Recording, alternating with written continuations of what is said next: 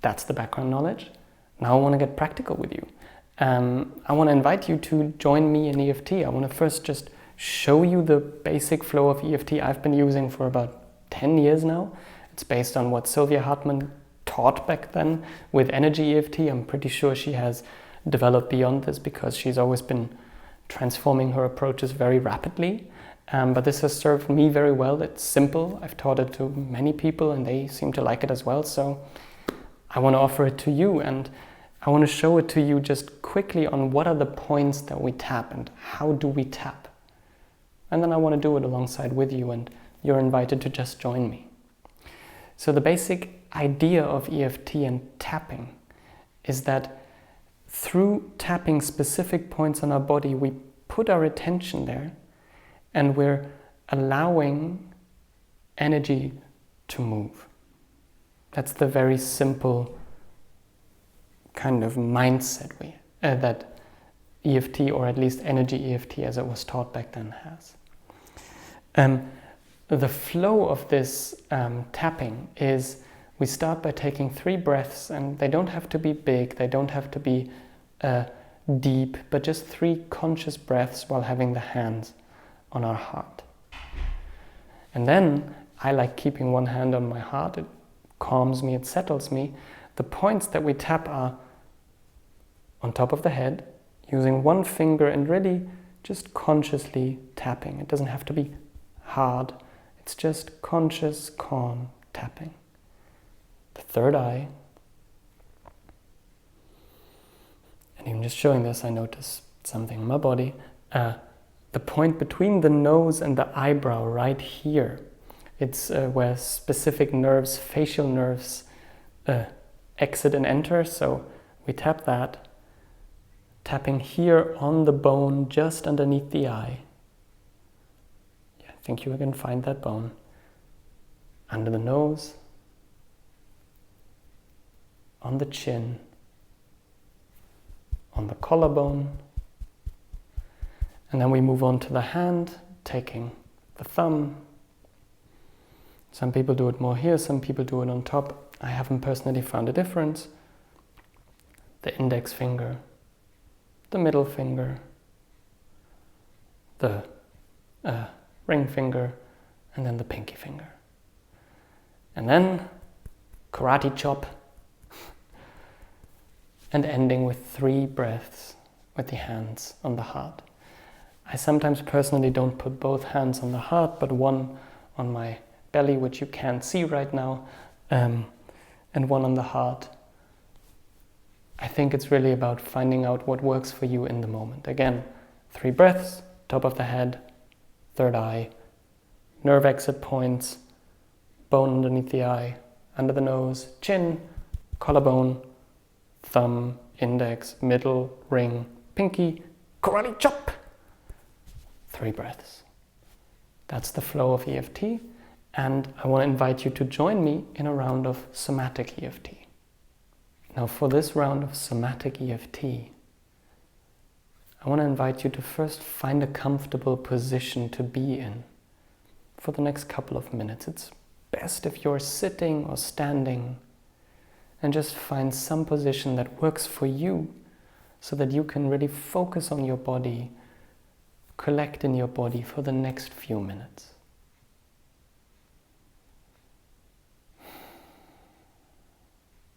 And then find something you want to either learn more about in your body.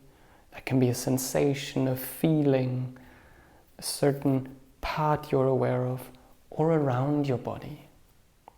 Find something you're curious about, you want to get to know more, or you want to invite to move. Those are kind of the 2 options we have right now.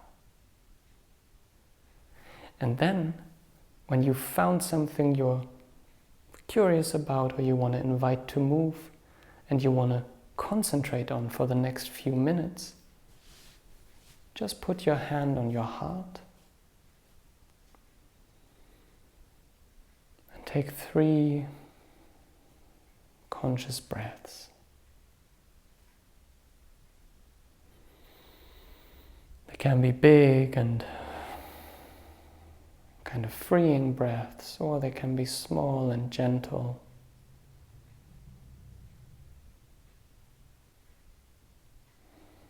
Whatever supports you right now.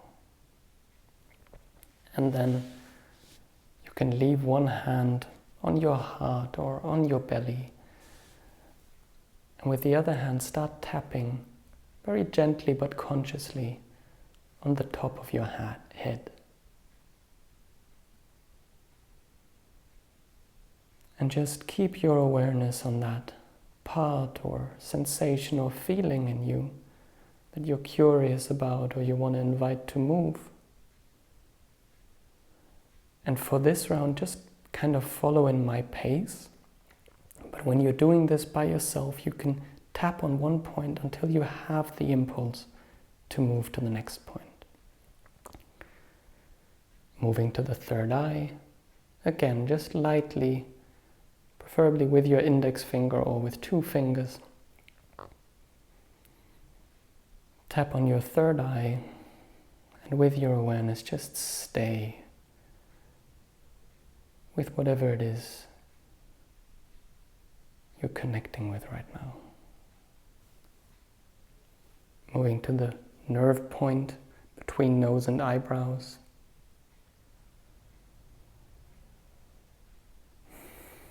And again, staying with whatever it is you're exploring in your body.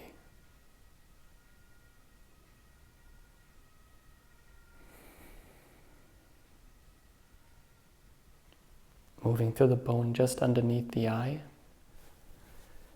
And as an invitation, again, still staying with that experience in your body, depending on how it moves or unfolds in your body, feel free to make noise, move your body, to maybe bounce a bit. If there's a lot of energy moving, it can be really useful to also move your body. So whatever helps you right now to move or explore or connect, please feel free to do that. For me personally right now, it's moving my legs that really supports me. Under the nose. And still staying with whatever it is you're connecting with. And see if it has already moved. How is it different? And just staying with it. Keeping your attention on the somatic experience. That's why it's called Somatic EFT, on the chin.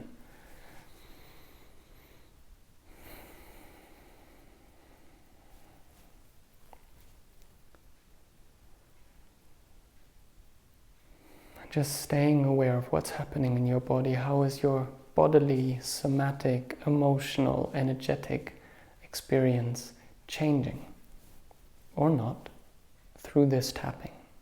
Collarbone. I personally usually use a few more fingers on the collarbone because it just feels more natural to me, and it's about gentle but conscious tapping.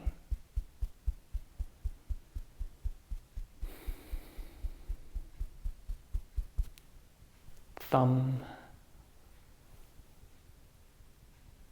And just staying with the somatic experience of whatever is unfolding in your body. Index finger.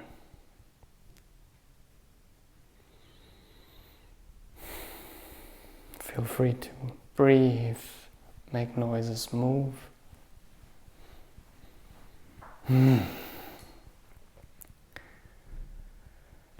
Middle finger.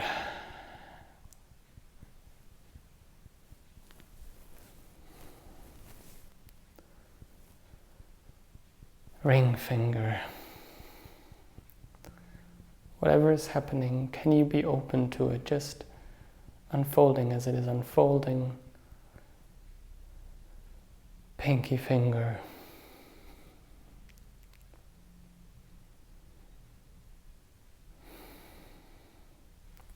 Karate chop.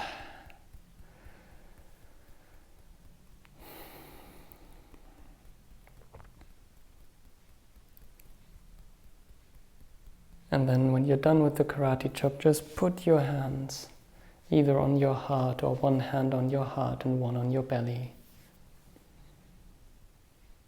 Just take another 3 breaths and allow your awareness to just collect in your body, kind of noticing what is it like right now.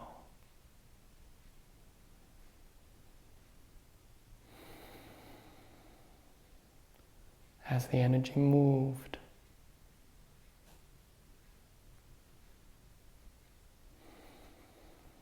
Do you feel a different connection with this part?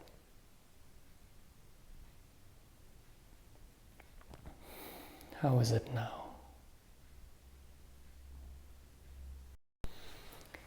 Now, what can be very useful right after having done a round of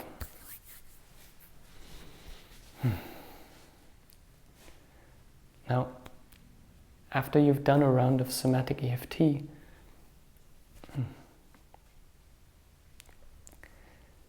now in many cases of just doing one round of Somatic EFT, something has already moved or deepened or changed. So the invitation is to notice that, be aware of that.